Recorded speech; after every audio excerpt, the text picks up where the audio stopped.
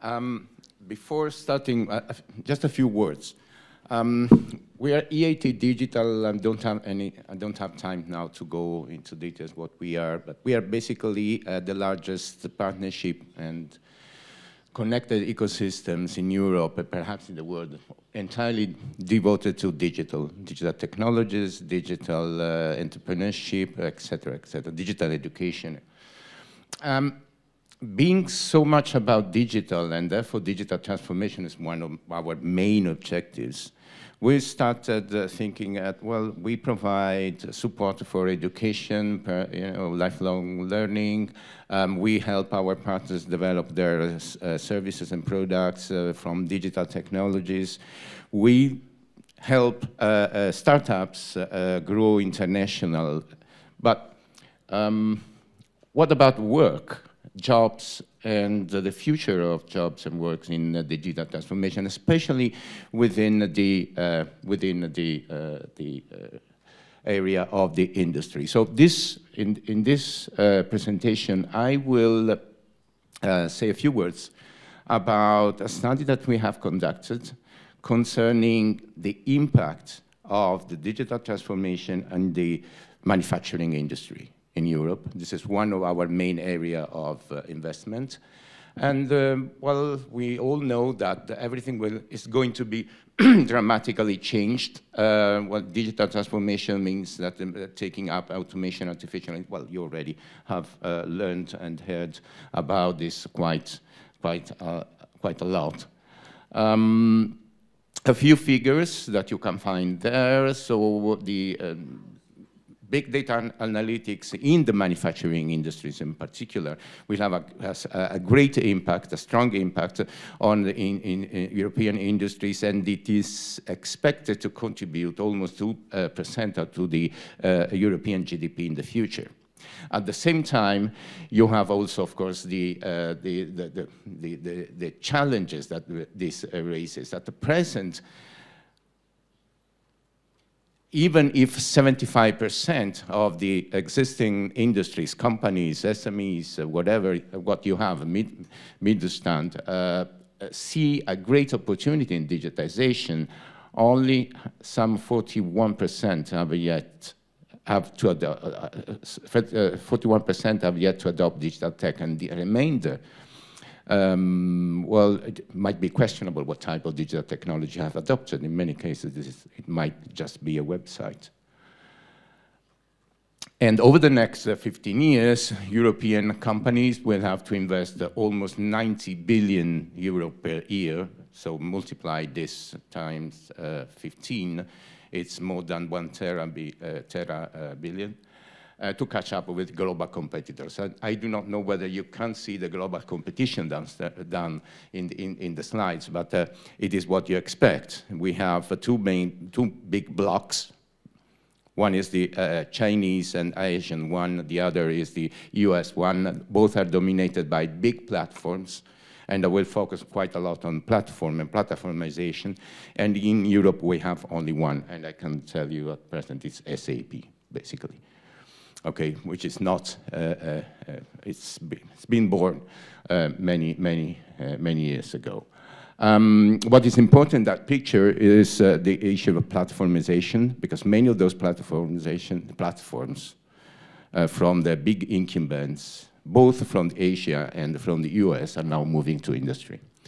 And it would be important that Europe take the opportunity this time not to go to the same end as with the personal data and the consumer data, and not replicate what has happened in the last 10 years, not giving away all the manufacturing industry data, ownership, etc., as it was done with personal ones.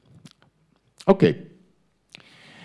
But this will have a strong impact on policies because, as you know, there's this strong concern about the impact on jobs, about the impact on wages, about the impact in the very end of the social contract. And if we want to maintain the type of balance that we have been having so far, and possibly improve in the future in Europe, this requires policy actions. As we know, digital innovation is, statistically at least, associated with with increasing inequality. You see that the reasons, because there are rents that can be extracted from the market, mostly from platforms and from incumbents.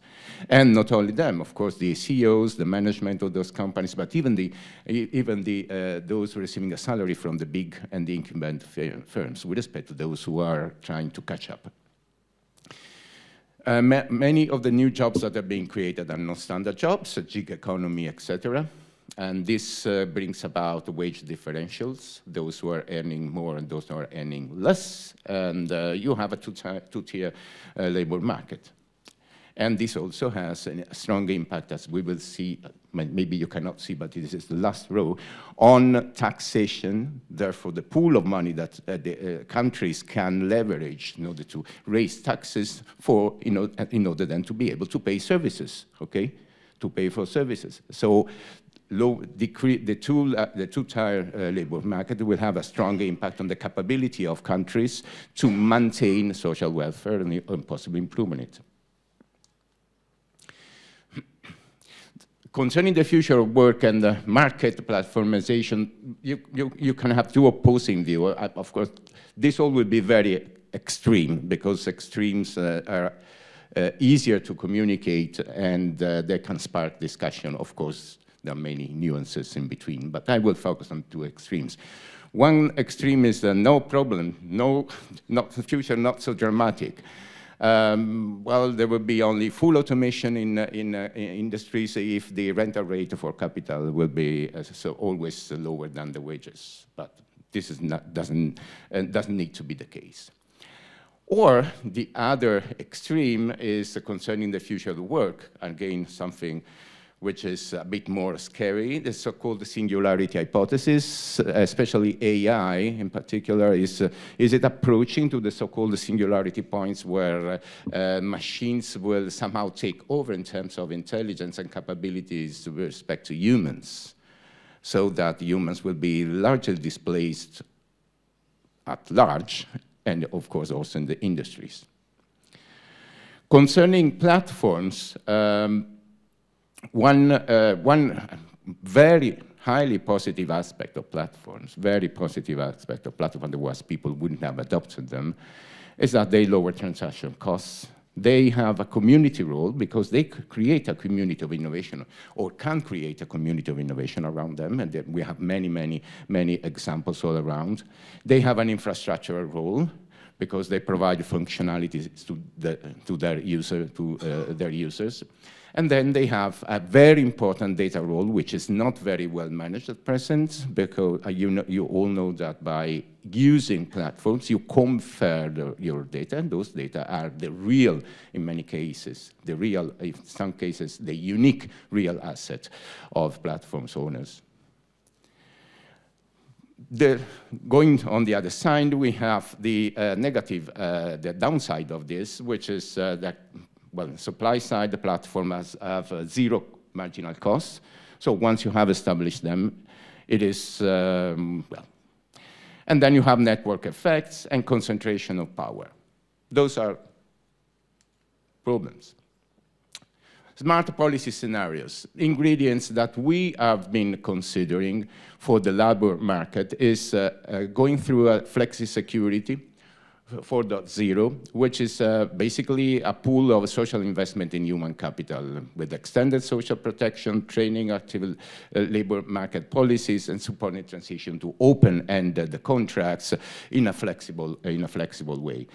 The advantages would be that you have tax neutrality with respect to the balance between machines and humans in manufacturing industry. That, in other words, such an approach would not unbalance the choices of the owners, of the capitalists, towards the machines, not even towards the labor. Robot tax, it is one of the possible ingredients. You reduce tax incentives in basically in automation directly. But of course, there's those who point out that this can stifle innovation are right. We think that a digital intermediary tax would be different. A digital intermediary tax is something which puts a levies on online advertising and transactional platforms. Okay. This doesn't have the same distorting effect of the robot tax because it doesn't go for the innovation, but simply for the transaction. Okay, so it doesn't distort the market and it doesn't stifle innovation. We have provided a number of scenarios, and here I will only focus on the so-called ultra-liberal and social. The ultra-liberal is what you imagine. So no corporate taxes cut, additional machine-related R&D investments, no social spending investment, no additional. Of course, you will have a jump in productivity and growth, increasing growth, industrial employment, however, decreasing because labor will be displaced by machines, by construction in a way. The ultra-social scenario, again, it's an extremistic type of positioning, but it's useful for a discussion, is something building on the ingredients that I've just mentioned, so the digital intermediary taxes, the flexi-security, etc. We provide some radar type of assessment of the impact of these various scenarios on various dimensions, political risk, instability risk, etc. Don't have the time to go through those, but just let me finish that by saying that the digitalization is something which is happening, so it's not even worth discussing whether one should jump on it or not. It is a matter of fact. There are growth opportunities, and of course there are also opportunities for social transformation. I would see them as opportunities. Policymakers must create the right type of environment. Last thing that is partially hidden is that any type of policy will be very difficult to adopt in a single country. We need to find the right balance at the European level, and this will require a lot of cohesion among European countries in order to have these policies at the bloc level. And for more information, please download the report and have fun reading it.